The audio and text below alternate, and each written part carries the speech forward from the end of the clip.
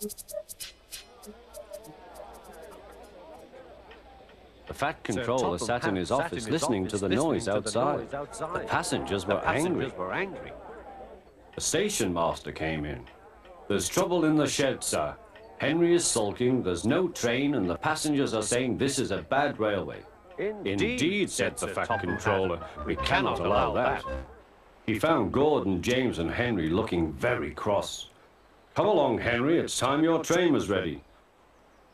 "Henry's not going," said Gordon.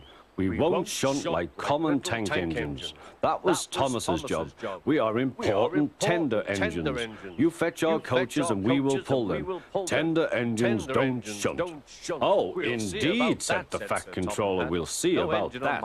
Engines on my railway do as they are told." And he hurried away to find Edward. The yard has never been the same since Thomas left to run his branch line, he thought sadly.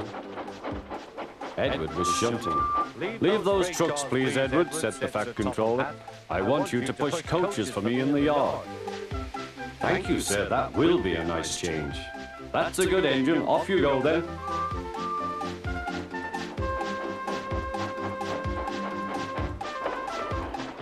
So Edward found coaches for the 3 engines, and that day the trains ran as usual.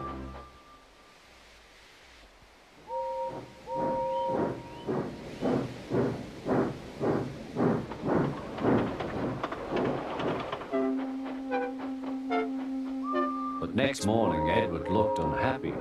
Gordon came clanking past, hissing rudely. "Bless me," said Sir "Bless me," said the Fat Controller. "What a noise!"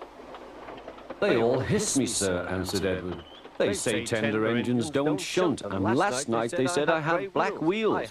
I haven't, have I, sir?" "No, Edward, you have nice blue ones, and I'm proud of you. Tender engines do shunt. But all the same, we do need another tank engine here." He went to a workshop and they showed him all sorts of engines.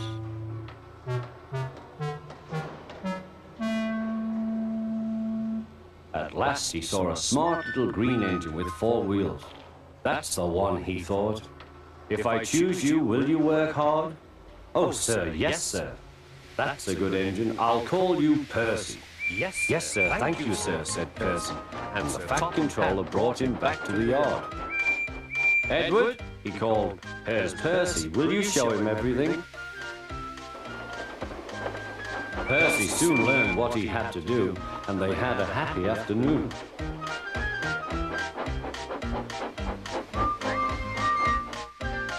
Then Henry came by, hissing as usual. "Shh!" went Percy. Henry jumped and ran back to the shed. "How beautifully you wheezed him," laughed Edward. "I can't wheeze like that." "Oh," said Percy, "that's nothing. You should hear them in the workshop. You have to wheeze loudly to make yourself heard." Next morning, Thomas arrived. "The Fat Controller sent for me. I expect he wants help," he said to Edward. "Shh, here he comes," replied Edward. "Well done, Thomas. You've been quick. Listen, Henry, Gordon, and James are sulking. They say they won't shunt like common tank engines. So I have shut them up, and I want you both to run the line for a while." "Common tank engines, indeed," snorted Thomas. "We'll show them. And Percy will help too." "Oh, sir, yes, sir. Please, sir," answered Percy. Edward and Thomas worked the main line, greeting each other as they passed by. Percy puffed along the branch line. Thomas was anxious about Annie and Clarabelle, but both driver and guard promised to take care of them. There were fewer trains, but the passengers didn't mind. They knew the 3 other engines were having a lesson. Gordon, James, and Henry were cold, lonely, and miserable. They wished now they hadn't been so silly.